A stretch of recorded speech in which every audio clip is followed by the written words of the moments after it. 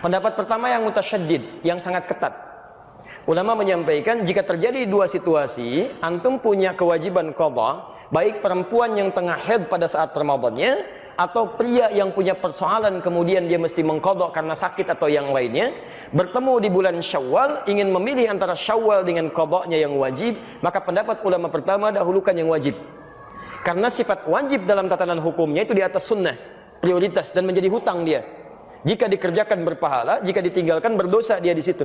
Didahulukan kemudian qadhanya, baru kemudian selesai qadhanya dia masukkan atau teruskan dengan sunnahnya yang 6 hari di bulan Syawal itu.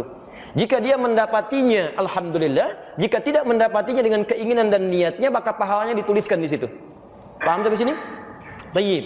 Yang kedua, ini mutasahilin, yang agak longgar di sini. Yang agak longgar. Maka boleh kemudian mendahulukan puasa Syawal dulu. Begitu tuntas Syawal, baru kemudian dikerjakan selanjutnya puasa yang qadhanya, yang Ramadannya. Apa pertimbangannya? Dua hal. Pertama, ayat Qur'annya menunjukkan di Al-Baqarah ayat 184 itu, lihat kalimatnya ayyaman ma'dudat. Faman kana minkum maridha aw 'ala safarin fa iddatu min ayyamin ukhra. Puasa tunaikan di beberapa hari yang ditentukan, bulan Ramadan. Tapi kalau Anda sakit yang tidak memungkinkan puasa atau di perjalanan yang meluitkan puasa, silahkan ganti puasa yang tidak bisa ditunaikan itu di hari-hari lain. Ketika menyebutkan hari-hari lain, kalimatnya menggunakan ukhar, jamak dari kata akhar. Jamak dari kata akhar itu ada dua, satu ukhra, kedua ukhar. Kalau ukhra itu sifatnya terbatas, tapi kalau ukhar sifatnya luas. Maka Sayyidah Aisyah radhiyallahu taala anha itu pernah beliau mengqadha puasa di bulan Sya'ban ketika akan bertemu dengan Ramadan selanjutnya. Maka di sini dijadikan dalil kalau ada orang ingin mengejar Syawalnya dulu, diperkenankan dan dia bisa melanjutkan untuk qadha puasa di hari-hari yang lain pasca bulan Syawalnya. Paham sampai sini? Nah, tapi dari dua pendapat ini, saya pribadi lebih condong pada pendapat yang pertama. Apa timbangannya? Timbangan pertama, hukum mengqadha itu sifatnya wajib. Karena ayatnya mengatakan fa'iddah, hitung bayar, menggunakan fa. Fa itu menunjuk huruf yang cepat, tanpa jeda. Jadi begitu selesai, Anda punya kemampuan mengqadha, langsung qadha. Yang kedua, ini yang jadi masalah. Ketika Anda menunda untuk mengerjakan, masalahnya apakah Anda bisa memastikan Anda hidup sampai batas penundaan itu? Ini poinnya. Kita tidak bisa memastikan. Bahkan ada orang yang ingin tobat saja ketika mau masuk ke ta'lim, baru mau berangkat, Pak, di tengah jalan meninggal. Itu ada di Quran surah keempat, An-Nisa ayat 100. Wa may yuhajir fi sabilillah yajid lahu fil ardi muragaman katsiran was'ah. Wa may yakhruj min baitihi muhajiran ila Allah wa rasulih thumma yudrikul maut. Ada orang ingin berubah dia, ingin berhijrah, lebih baik dalam pandangan Allah dan Rasulnya, baru berangkat untuk berubah. Ya, dalam masa lalu itu maaf ada yang sampai bunuh 100 orang, pernah mabuk, pernah berzina, dia pengen berubah. Lalu dia berangkat ke majelis ilmu, ingin merubah dirinya. Ada sentuhan dalam dirinya. Tiba-tiba belum sampai ke majelis ilmu, di tengah jalan dia meninggal. Jaraknya cuma sejengkal. Lebih panjang ke tempat tujuannya.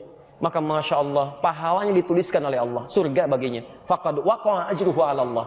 Berangkatnya dihitung sebagai tobatnya, langkahnya dihitung sebagai ikhtiarnya, maka dituliskan pahalanya. Faqad waqa'a ajruhu 'ala Allah. Anda bisa kebayang nggak? Pernah bunuh 100 orang, sering berbuat maksiat, dari mabuk macam-macam. Dia pengen tobat. Dia berubah, belum sampai ke majelis ilmu, diampuni dosanya, dia meninggal dunia. Nah, syahidnya, mohon maaf, kaitan dengan kita pembahasannya adalah, lihat kalimatnya, jika orang ini saja tidak bisa memastikan kapan dia wafat, maka bagaimana dengan Anda yang berinisiatif untuk menunda qadhanya? Apakah Anda bisa memastikan Anda hidup sampai selamanya? Belum tentu. Tapi poin keduanya, jika orang pernah bunuh 100 orang saja dia pengen berubah, Allah menjamin dengan surga, maka bagaimana dengan Anda yang nggak pernah bunuh orang? Nggak pernah Anda mabuk sebanyak orang tadi, nggak pernah bermaksiat seperti orang tadi, masa sih nggak ada waktu bagi Anda untuk berubah? Dan Anda sudah sampai ke majelis ilmu, dia dapat surga, kenapa Anda nggak dapat? Maka saya ajak semuanya, ayo, yang pernah bunuh orang, pernah bacok orang, pernah lukai orang, pernah macam-macam orang, tiba saatnya Anda berubah. Anda mau sampai kapan lagi begitu? Kalau dengan keterangan ini, dengan contoh ayat tadi, dengan kisahnya, belum menyentuh Anda berubah, mau sampai kapan seperti itu? Kalau Anda ingin bertahan dalam keburukan, maaf, Anda tertinggal. Fir'aun lebih duluan dibandingkan Anda. Lebih jagoan, dan dia lebih hebat dibanding Anda. Punya bala tentara, pernah mengaku Tuhan, pasukannya dahsyat. Anda siapa? Tidak lebih buruk dibandingkan Fir'aun. Dan Anda punya peluang untuk berubah. Anda pernah jadi pemabuk? Ayo, sekarang saatnya berubah. Anda pernah bermaksiat? Sekarang saatnya berubah. Mumpung ada kesempatan. Dan tidak semua orang soleh sekarang, bukan berarti masa lalunya pun baik. Ingat pesan saya. Tidak semua ikan yang gemuk berisi daging seluruhnya. Pasti ada tulangnya. seperti halnya ikan kurus akan selalu punya dagingnya. Saya pun jangan dianggap soleh. Menurut Allah barangkali aibnya ditutup saja sehingga tidak tampak dalam pandangan Anda.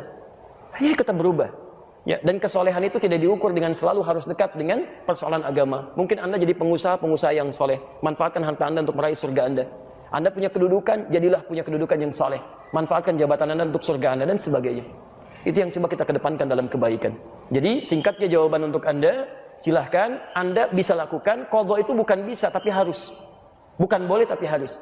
Jadi begitu masuk Syawal, saran saya bayar dulu qadha Anda.